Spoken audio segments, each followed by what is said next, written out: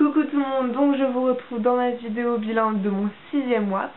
Donc à vrai dire ce sera pas que mon bilan, donc dans une première partie donc je vais faire mon bilan, tout ça, et juste après, à la fin de la vidéo, je vais vous expliquer en fait 6 choses, voilà, 6 mois, donc 6 choses qui peuvent étonner en bien ou en mal, donc des choses que l'on a ici et que l'on n'a pas en France. Bref, vous allez voir, je vais vous expliquer un peu mieux après. Donc pour ce qui est de la partie donc avec ma host family, donc je me répète un peu tous les mois, mais il n'y a pas grand chose qui change en fait, parce que voilà, on a pris des habitudes et tout se passe bien. Je veux dire, je m'entends bien avec mes hosts, voilà, des fois bon, il y a des jours où ça va un peu moins bien, mais voilà, on intériorise un peu, et sinon voilà. Et après avec mes host kids, eh bien, ils grandissent, donc pas à pas, et je vois vraiment une différence par rapport au moment où je suis arrivée et à maintenant. Je vois une évolution, les petites commencent vraiment à bien parler, bien entre guillemets à parler, et à construire des phrases, tout ça, et je suis contente parce que je les aide, tout ça, donc voilà. Et les deux grands aussi, ça va. Pour voilà, c'est pour ce qui est de la vie familiale. Après je vais en parler juste après dans le travail, mais sinon ça va. Ils m'incluent plus ou moins. Des fois la mère me demande si je veux aller avec eux à la ferme, tout ça. La plupart du temps malheureusement je dis non, parce que voilà, j'ai peu de temps off, et pour le peu de temps off, je veux vraiment aller me relaxer, voilà, au bord de la piscine, ou aller faire un peu de sport.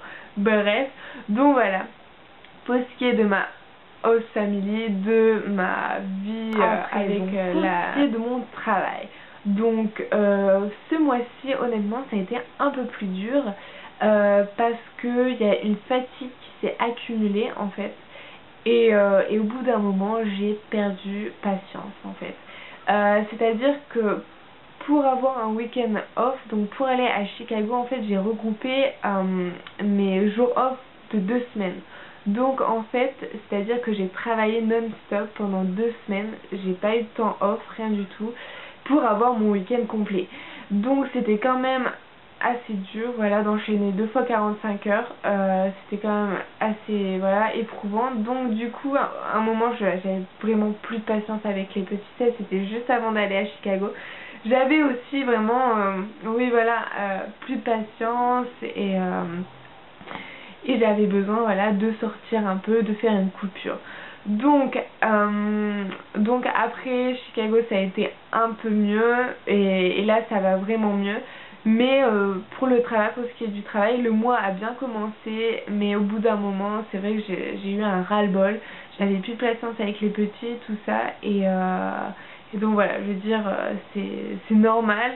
Au bout d'un moment, on en a tous un peu un ras-le-bol. Mais maintenant je suis contente parce que ça va beaucoup mieux. Donc voilà, j'espère que pour les prochains mois ça ira aussi bien.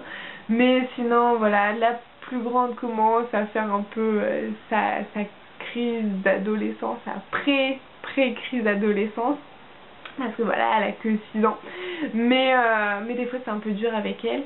Et sinon, les petites, les jumelles, ça se passe plutôt bien, même très bien, voilà. Je suis contente parce qu'elles évoluent bien.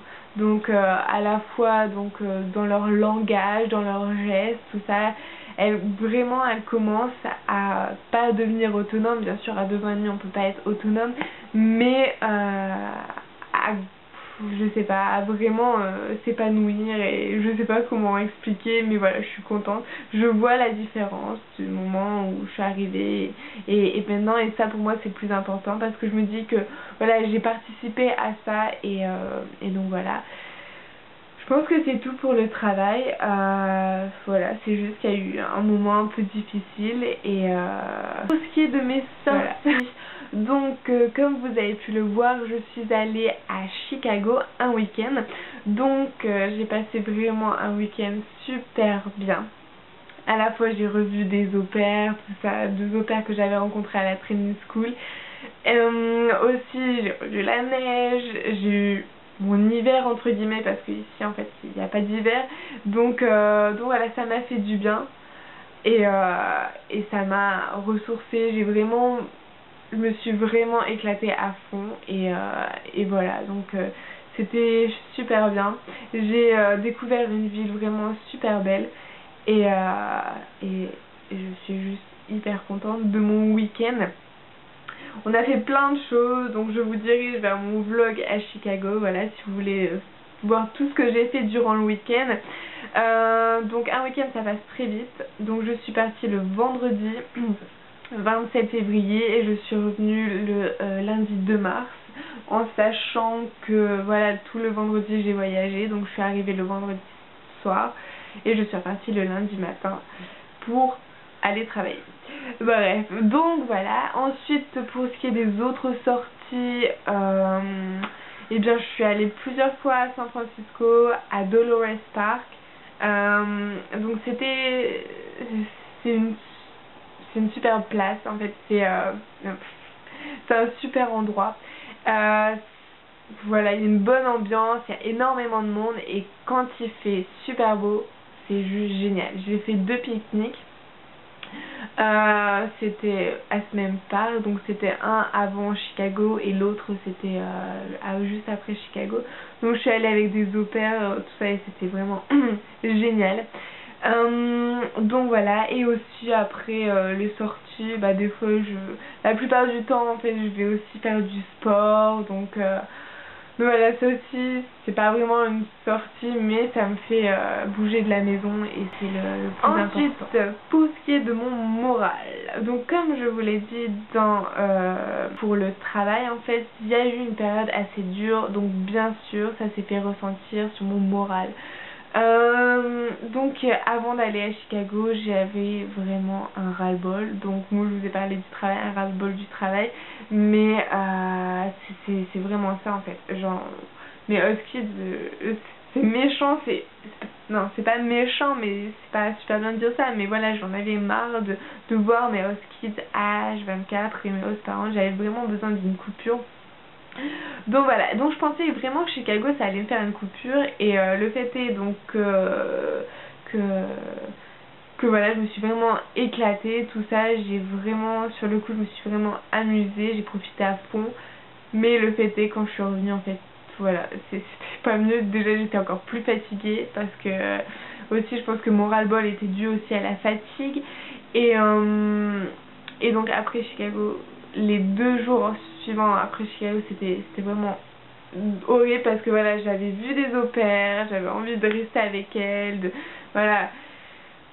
Et c'était vraiment dur pour le coup, et il y a ma famille aussi qui me manquait, donc mes amis, voilà, donc heureusement les Skype ça comble un peu le manque, mais voilà, pas totalement, donc voilà, et voilà, je me suis dit ok Maëlle, faut que tu sortes encore plus, même si voilà, quand on est fatigué on a beaucoup moins envie de sortir. Non, je suis allée voir les au-pairs et tout parce que voilà, et elles m'ont remonté le moral, ça m'a fait juste super plaisir de les voir, tout ça. Donc au niveau point de vue social, ça va super bien, voilà, j'ai rencontré d'autres au-pairs, rencontré il y a un peu plus d'un mois, tout ça, et voilà, et je suis super bien et je m'entends super bien et on fait plein de trucs, donc voilà, ça me permet de me changer les idées et on vit les mêmes choses aussi, donc voilà, ça c'est super bien de se retrouver, ça fait vraiment du bien, voilà, entre au-pairs, de parler de nos petits problèmes. Et donc voilà, mais voilà, sinon mon moral, donc pendant cette période ça n'a pas trop été, mais heureusement maintenant ça va beaucoup mieux. Voilà, je me trouve des motivations et vraiment ouais, il y a les autres pairs vraiment qui me disent voilà, il faut que tu te lèves, il faut que tu profites de ta journée, il faut pas que tu te lèves, tu te dis oh non j'ai pas envie. Donc voilà, c'est des petits conseils, mais vraiment j'essaie de vraiment les appliquer et je remercie du fond du cœur pour ces conseils. Elles vont pas comprendre parce qu'elles parlent espagnol et anglais, donc ouais. Voilà, et ensuite c'est tout, voilà, pour le moral c'est tout. Je pense que c'était juste la baisse de morale du milieu d'année, parce que voilà, 6 mois c'est déjà beaucoup, voilà, et voilà, je suis à la moitié, donc je me dis que je vais pas lâcher. On y retourne pour voilà. Ce qui est de mon anglais. Donc l'anglais, pour le dernier bilan, en fait, j'ai oublié de vous dire que j'avais fait, en fait, le jour même où j'avais filmé mon bilan, j'avais passé un test d'anglais pour rentrer dans une école, en fait, pour avoir des cours, parce que je vais faire un week-end class qui va me valider un certain nombre de crédits, mais j'ai besoin aussi d'un peu plus de crédits, donc je vais compléter mes crédits en allant à l'école. Donc en fait c'est une école pour adultes, c'est pas une université, voilà, c'est vraiment que pour adultes. Et c'est les personnes, voilà, qui viennent de l'étranger, qui veulent trouver un travail et qui ont besoin de perfectionner leur anglais. Donc c'est ESL class. Donc en fait c'est juste, voilà, on étudie de l'anglais et ma foi c'est plutôt pas mal comme cours. Donc là je pense que ça va faire 3 semaines que j'y vais. Et donc c'est le mardi, mercredi et jeudi soir de 6h30 jusqu'à 9h15. Donc c'est quand même pas mal après une journée de 10 heures souvent enchaînée avec, et ça fatigue encore plus, mais voilà, heureusement il y a les autres au pairs, donc il y a 2 au pairs aussi qui habitent dans la même ville que moi, qui vont aussi à ces cours, et les heures passent beaucoup plus vite, donc heureusement qu'elles sont là. Et en plus voilà, on y va tous ensemble, souvent on partage, voilà, il y en a une qui prend la voiture et voilà, comme ça on raconte notre journée et tout ça, et ça fait du bien. Donc voilà pour ce qui est de mes cours. Ah oui, pour la petite anecdote, en fait, donc notre prof est russe. Donc en fait la première fois que je suis allée avec les autres au pair, voilà, on était surprise, entre surprise et choquée, parce que elle a un accent très prononcé en fait. Voilà, moi aussi j'ai encore mon accent français et je l'aurai toujours, quoi. Parce qu'en fait, elle est ici depuis 30 ans, elle est aux États-Unis depuis 30 ans, elle doit exercer la profession d'institutrice depuis, je pense, 50 ans à peu près. Donc déjà, ça vous met un peu, voilà, une moyenne de son âge, hein. Ouais, non, elle est super bien.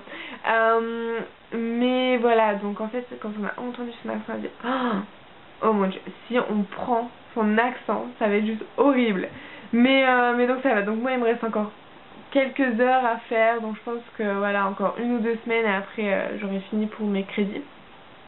Mais voilà, j'aime bien aller en cours, voilà, c'est même si je suis fatiguée et voilà, je pisse du nez parce que tellement j'ai envie de dormir, et mais c'est bien en fait, voilà, on rigole bien avec les autres pairs, et c'est ça qui me motive, voilà.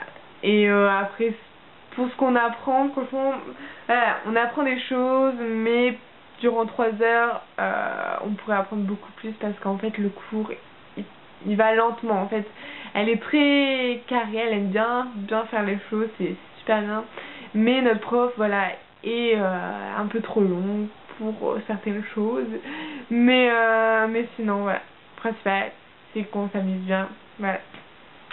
Donc, du coup, en fait, ça fait pour mon anglais, bah voilà, ça ne fait que progresser, mais 6 mois entre guillemets. Donc, ça, c'est la partie, voilà, un peu plus ludique, on va dire. Et donc, en fait, je vais vous dire 6 choses que l'on a ici et que l'on n'a pas en France. Donc 6 choses qui sont incluses dans la façon de vivre américaine, et qui peuvent à première vue étonner, en bien ou en mal, et même voir des fois choquer, ou voilà. Voilà, donc je vais vous dire ça. Je vais peut-être casser des mythes aussi, je pense que ouais, je vais en casser 1 ou 2. Mais donc voilà, donc en tout cas je tenais à remercier Clara pour m'avoir donné aussi son point de vue, voilà. Et donc je commence, voilà, le frigo est vide, vous avez besoin d'aller faire vos courses, donc vous allez au supermarché le plus près. Donc voilà, vous faites vos petites courses. Donc arrivez à la caisse, vous mettez vos courses sur le tapis, voilà, donc jusque là rien d'anormal. Mais voilà, donc mais à la caisse, donc il n'y a pas une personne, il n'y a pas que le caissier, il y a aussi une autre personne. Donc cette personne, en fait, donc il y a le caissier, et juste à la fin de la caisse, il va y avoir une seconde personne qui, elle, va vous aider à mettre tout dans vos dans vos sachets. Donc en fait elle va tout prendre, elle va ouvrir le sachet, elle va tout mettre. Donc là en fait vous avez que à attendre. Donc c'est super bien. Et des fois cette personne vous propose même d'aller jusqu'à votre voiture et les mettre dans votre coffre. Voilà. Que demande le peuple. Non, donc voilà, non mais honnêtement quand vous êtes avec 3 ou 4 enfants, voilà, et que vous avez plus de main, voilà, c'est vraiment, voilà, c'est génial. Mais au début on se sent gêné. Moi je savais pas quoi faire. La première fois, je vous avoue, j'étais là et j'ai dit bon, je dois mettre aussi, je dois l'aider, je dois mettre les sachets dans mon casier et tout ça. Non, ils font tout. Donc voilà, ça c'était pour la première chose. Deuxième chose, donc en fait c'est sur les routes. Donc, comme j'ai passé mon permis californien, je peux vous dire un peu quelques trucs. Mais donc moi il y a deux choses vraiment qui m'étonnent, ou vraiment il y a une chose qui m'a surprise. C'est ici en fait, quand on veut tourner à droite à un feu rouge, on peut. Il y a juste une condition, c'est il ne faut pas qu'il y ait un panneau interdit de tourner à droite au rouge. S'il n'y a pas ce panneau, c'est-à-dire vous mettez dans la file de droite et voilà, c'est comme un CD de passage en fait. Donc voilà, donc passer au rouge, les premières fois j'ai dit non, je vais pas le faire. Je me suis fait klaxonner une paire de fois, donc c'est pour ça, donc maintenant je me suis dit bon allez j'y vais. Et en fait c'est vraiment beaucoup plus fluide et ça va vraiment tout seul. Donc voilà, c'est juste ça, donc ça peut paraître pas vraiment choquant parce qu'en France on a juste les flèches de rabattement, on en a aussi ici. Mais voilà, c'est juste quand tu veux tourner à droite, un feu rouge. Pour la troisième chose, qui est aussi en rapport avec la conduite, ça c'est pas vraiment choquant, mais c'est un peu intimidant, on va dire. C'est, entre guillemets, c'est les autoroutes à 6 voies. Donc, c'est au début, voilà, tu te dis jamais j'irai à celle tout au bout en fait. Mais voilà, mais en fait avec le temps on s'habitue et donc voilà, et ça va tout seul. Le pire du pire, c'est vraiment quand il y a des bouchons, quand il y a les heures de pointe, parce que voilà, je suis quand même pas loin d'une grande ville et les heures de pointe c'est juste horrible. Je pense qu'elles commencent genre à 3h30, elles se finissent à 7h30. C'est les heures de pointe pour le soir, et pour le matin je sais pas exactement, mais c'est super long et voilà.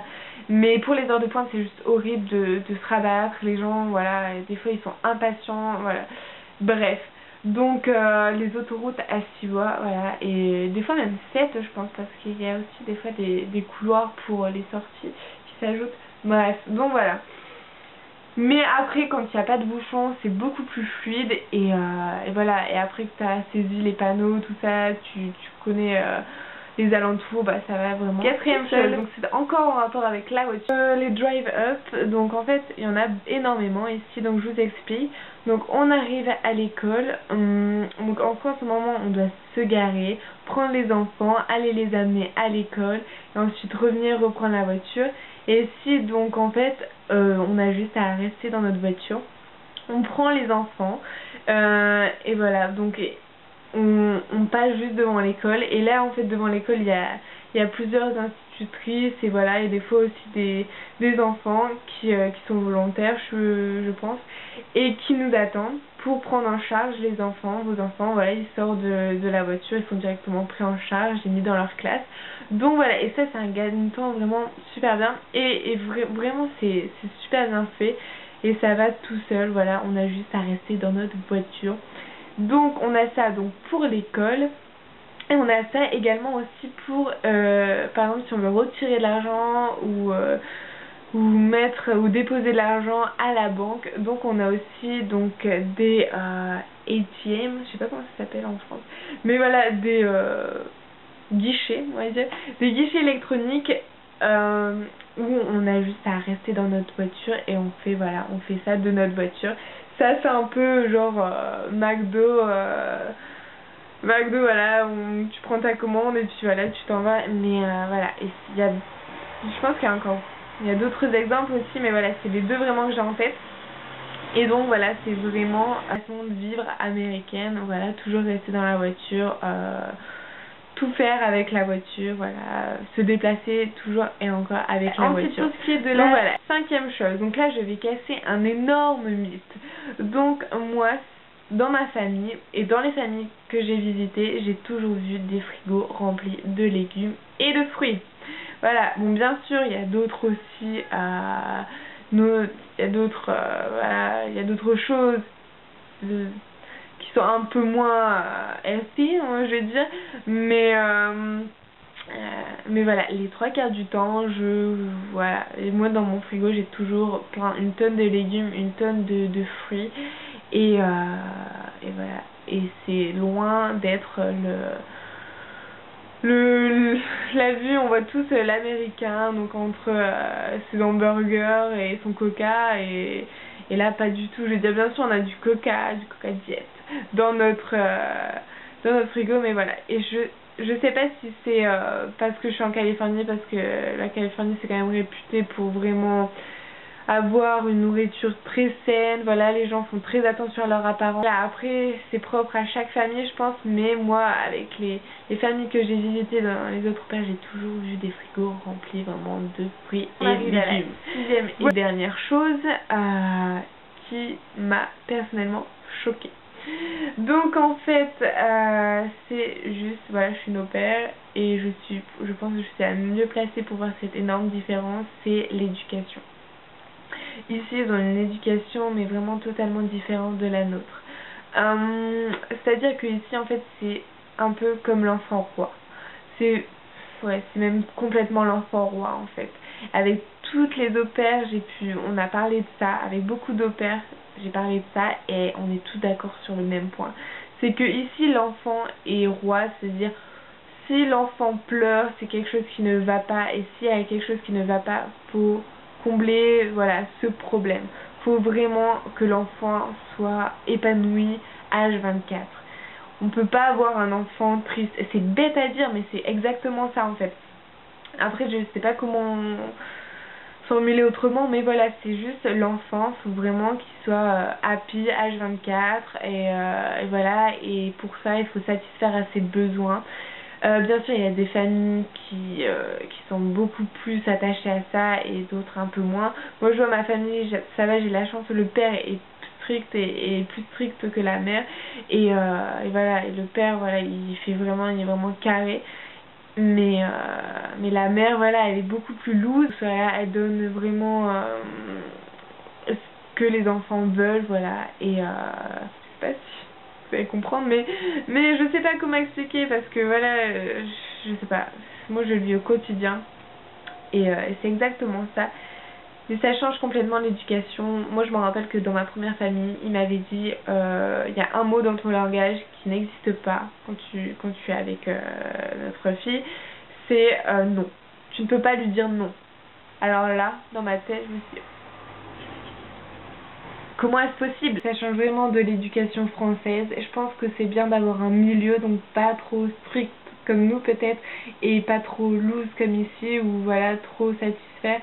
Donc je pense que c'est bien aussi de pouvoir comparer, de pouvoir prendre ce qui nous plaît, ce qui nous plaît pas et voilà. Donc voilà pour ce qui est de la vidéo bilan de mon 6e mois. En tout cas j'espère qu'elle vous aura plu et aussi j'espère que vous aurez aimé donc cette petite aparté avec à la fin, donc voilà, que j'ai fait vraiment pour marquer le coup comme je l'ai dit. Donc voilà, sur ce je vous fais de gros bisous.